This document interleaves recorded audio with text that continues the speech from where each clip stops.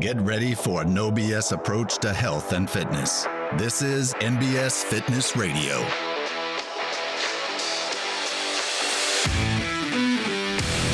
What is up, everyone? This is David Allen with NBS Fitness, and today the question is, are you fit? That's a hard question to answer. Maybe you're fit, maybe not. A lot of people think they're fit, and they're not.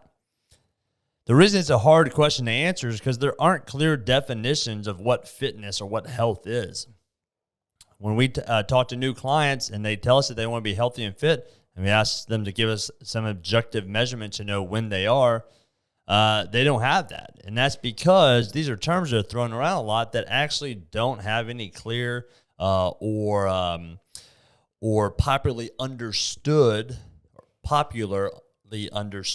definitions of what they are. So today, I want to do a couple things. One, I want to help you define what health and fitness really is. I'm going to talk about the consequences of specialization. I'm going to talk about the difference between activity and exercise and how to actually set proper standards for fitness. So starting off, one of the best definitions for fitness that I think people can understand is going back, I've talked about this before, is what I call the health continuum or the health spectrum. It's the understanding that health is a measurement of the presence of disease or dysfunction, okay? And that is a spectrum. The spectrum goes from sickness to wellness to fitness. So at the bottom end of the spectrum of health, we have what we call sickness. And this is either the presence of disease and or dysfunction. Sometimes these diseases and dysfunctions are not things that we have a whole lot of control over. You know, if you're born without a limb, you have dysfunction. That's not something you have a whole lot of control over, but for the most part, we have control over where we fit on this spectrum. So if sickness is the presence of disease and dysfunction, then wellness is the absence of disease and dysfunction. And this is where most people sit. They're not currently dealing with high levels of disease and dysfunction. In other words, they may not be currently dying of cancer. They may not be currently suffering from uncontrolled diabetes. They may not currently be dealing with back pain or extreme physical limitations that are keeping them from enjoying life. But they're also not fit. And so what fitness is the resistance to disease and dysfunction. So across that spectrum, we have sickness, wellness, and fitness. Fitness being at the top, and it is the resistance to disease and dysfunction. And we can measure this across a bunch of different metrics. So we could measure this in a biometric like blood pressure. Well, we can say, hey, like 120/80, that is what we consider wellness. You're less likely to have any type of cardiovascular issues, or maybe we'd even say kind of 120 up to 130/80 to 85, right? When we start getting like the 150s/90, now we're starting to kind of slide into the sickness position. And then on the higher side, maybe 110, 115/70, now we're a little bit more in the fitness realm of things. So we can measure health across different metrics. These can be biometrics, things like blood pressure, things like A1C, things like body fat percentage. And we can also measure it across different performances or different what we call fitness capacities. So you can think of a capacity as a different type of physical performance. So strength is a capacity. Mobility and flexibility is a capacity. Coordination is a capacity. Endurance is a capacity. These are all capacities. And then we can apply or we can train different capacities across different skills. So a skill would be like a movement. It would be running, it would be jumping, it would be squatting, pressing, right? And so we can measure health across different metrics, biometrics, and across different performances. So we can sit there and say, hey, we know that that the average human being should be able to deadlift at least their body weight. Okay? If you can't deadlift your body weight, you are more towards the sickness side of the spectrum of health. If you can deadlift your body weight or close to it, you're more on the wellness side. And if you can deadlift, more than that, double body weight or higher, now you're more fit. And that would be training, or that would be measuring/training the capacity of strength in the skill of deadlifting. And what I find interesting is that for the vast majority of fitness history, most people's fitness routines have just revolved around a single type of exercise routine, a single training modality, what we call specialization. So for the longest time, you were either a runner or a bodybuilder or a powerlifter, or you did aerobics or you did yoga. And these are all good things, but it really wasn't here till recently in the 2000s when someone said, you know what, maybe we should focus on all these things, because if you think of all your fitness capacities like a EQ, an equalizer for music, if you turn everything down, you, of course, aren't going to get anything. You're going to get no noise. You're going to get nothing good. So if you do nothing, nothing good comes of it. If you push everything up, it's way too much noise. It blows the speakers, right? You have to have a balance between pushing things up and pushing things down. So for everything, there's a give and a take. For every movement or every capacity that you train, you have to sacrifice the capacities that you're not training. So if you completely focus on training one type of capacity, let's say that's running. You love running, but you don't like going to the gym, or you don't like doing mobility, or you don't like weightlifting, you don't like training and flexibility. Where you're going to, you would measure relatively high in the skill of running and probably in the capacity of endurance. So in that sense, you would be at a high fitness level for that. But if we measured your strength, if we measured your mobility, flexibility, if we measured your muscle mass, on those things you might be in the wellness or even in the sickness part of the spectrum. And so in that sense, you couldn't say that you're fit. You could just say that you're a good runner. And that's what I mean when I say a lot of people would say they're fit, and they're really not. For the longest time, I only powerlifted. That's what I did. And I was really strong. So if you looked at my muscle mass and you looked at my strength, specifically in the squat, the bench, and deadlift, I was incredibly strong. I would be at the highest end of the fitness, the highest end of the health spectrum, measuring at a high fitness level. But my mobility was terrible. My body fat was terrible. I had high blood pressure, and I had terrible endurance. So in that sense, I was not healthy. I was sick. And it's not to say that being a specialist is bad. In fact, being a specialist can be incredibly lucrative and incredibly rewarding. And when we look at the Olympics, we're looking at a bunch of people who are specialists, right? It's just the understanding that there is a sacrifice you make by being a specialist. And so if you choose to be a specialist, there's one of two things that we need to consider. One, to what degree are we going to do it? In other words, if we do have the potential to be an incredibly high-level competitive athlete at this, then that's something we should consider. And also, what's the time frame? Because if you do that forever, if you're a specialist forever, at some point, the negative outcomes of specializing are going to pile up, and they're going to come back and they're going to bite you in the ass. If all you ever do is run, at some point it's going to come back and bite you in the ass, the fact that you didn't build any muscle and that you didn't build any strength and that your mobility and flexibility is bad. Likewise, if all you do is yoga because you love yoga, that's great. You're going to be able to move, but you're not going to be able to produce force. If you're like me and you said, hey, running's stupid, I'm not going to run, well, that's great unless you find yourself in the position where you actually need to run. And the reality is, in today's society, if you need to run, it's probably a life or death situation. And if you don't have that ability, you're going to die. And at that point, you'll have to kind of go back and look and really determine whether or not running is or is not stupid. So I say that to say this, is that if you're going to be a specialist, absolutely do it. I was a specialist for a long time. I have no regrets about it. But it's the understanding that at some point, the trade-offs are going to have to be dealt with. And for most people, they're not going to be specialists their whole lives. You can't be a competitive powerlifter for your entire life. You usually can't be a competitive runner, for your entire life. At some point, you need to kind of find a little bit more balance and actually become healthy and fit across all capacities.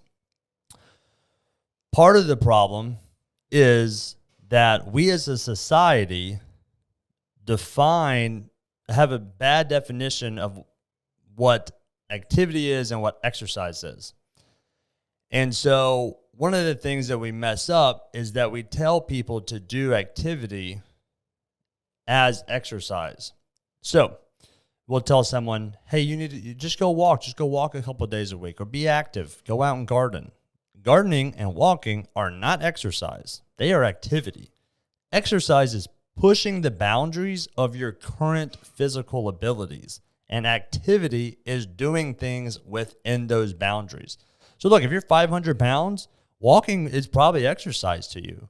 But if you have the ability to walk and it doesn't raise your heart rate very significantly, it doesn't push you, it doesn't create enough stress to cause adaptation, then walking is not exercise. The other problem is that we suggest exercise be a form of recreation. And so in that sense, you should only do the exercises that you enjoy. What do you like doing? Do you like doing yoga? Then do yoga. If you don't like running, then don't run. That is a false statement. Again, there's certain things that you'll probably have a predisposition to be better at and to enjoy more. That's not a good enough reason to not do the things that you're bad at. And in fact, I would suggest that it's an indication that you should do more of those things. From a mental and a physical development standpoint, you should do the things that you're bad at that actually push you, because the true measure of health isn't what you excel in. It's at the bottom portion. It's the things that you're not very good at. If you have incredible muscle mass and you're incredibly strong, but your body fat percentage is 40%, and your A1C is off the charts, and your blood pressure is off the charts, and your cholesterol is off the charts, then the fact that you have a ton of strength and muscle mass is probably not going to save you from a heart attack. And if you love running and you're really good at running, and you run all the time, but you don't have a significant amount of muscle mass or strength, and you get in a car wreck where you can't use your legs and you have to use your upper body to help yourself get around, you don't have any room to lose there. You don't have the muscle mass to spare to save yourself from becoming incredibly weak and frail, and you don't have the strength to be able to move yourself around. So the point of exercise is, there is a point to do something that you enjoy and something that you're good at. That is a good thing. But that can't be the only thing. And you can't only do activity and expect to get the benefits of exercise. And that's where the difference between modern day standards of fitness and exercise versus realistic standards of fitness and exercise. The government, multiple health organizations usually prescribe some minimal amount of activity or exercises you should be doing every day. And a lot of times it is something like, hey, you just need to walk. Hey, you just need to walk. Just start walking. And that's all great. Like I said, if that's the first step you need to take, then that's great. Or we'll say things like, we recognize that a 30% BMI is considered obese. So anything below obesity is good. And my argument would be this. The metric or the standard for health performance is not based off of the average or the slightly above average of a really unhealthy nation. The standard should be based off of potential, general human potential. One thing that I explain to my interns is, hey, if you want to watch what human potential actually is from a movement standpoint, go watch a 4 or 5 year old. Watch a 4 or 5 year old play and move, because they're going to have the capacities that every single person is born with. They can run, they can jump, they can carry, they can flip, they can pick things up, they can push, they can pull. They don't have limitation in their movement. They have complete freedom in their movement. And of course, yes, they don't have as much endurance or force output, but that stuff will come. And then if you look at a 5-year-old compared to an 80-year-old, that 80-year-old does not the average 80-year-old does not possess any of those qualities that 5-year-old has. That 80-year-old a lot of times has to have a chair to pick them up the stairs, or they have to have a mechanical chair to stand up. They physically can't stand up out of a chair. They have to have a little button on the side of the chair that pushes them up to a standing position. And as a society, we go, well, that's just kind of standard, and that's how it goes. Yes, that is how it goes, and that is standard. However, that is not human potential.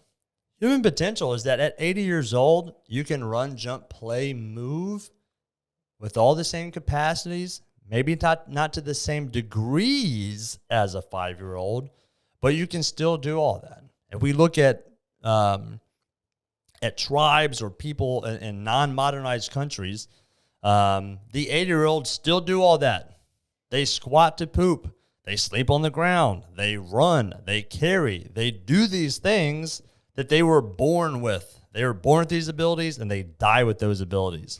So that's the standard that we should be setting for people, not just try to get outside and walk 20 minutes a day. Hey, look, that's step one.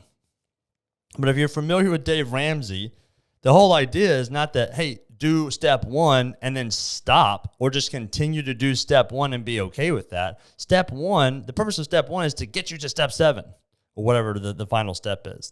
The point of starting to walk is so eventually you can run, or that you can carry, or that you can jump, or that you can do these things that you should be able to do from the very get-go. So, what can we take from all that? Well, hopefully we can take some more clear definitions of what actual health is, what actual fitness is. And we can understand the benefits and consequences to doing a training program that addresses multiple capacities and multiple skills, and those that just prioritize a single one. Finally, we can understand the difference between exercise and activity, and be able to determine when we're doing which. Finally, we can understand what type of standards that we should set for ourselves and what type of standards that we should hold each other to. Because look, I feel very comfortable looking someone in the face and saying, hey, step one is that you need to walk, because that's what's necessary. But I also feel very comfortable sitting in front of someone and saying, hey, look, walking's not enough. You have to do more. We as a society need you to be the best version of yourself. You need to be the best version of yourself, and the people around you need you to be the best version of yourself. And that best version of yourself isn't the one who stops at just walking. It's the one that pushes themselves and gets better every single day and holds themselves to their potential, not to the standards of an overweight, unhealthy society. All right, go out and get it. NBS Fitness Radio, out. Thank you for listening to NBS Fitness Radio. If you enjoyed the podcast, be sure to share it with your friends, follow us on social media, and check out our website at www.nbsfitness.net. Hit the subscribe button and tune in next time for more NBS Fitness Radio.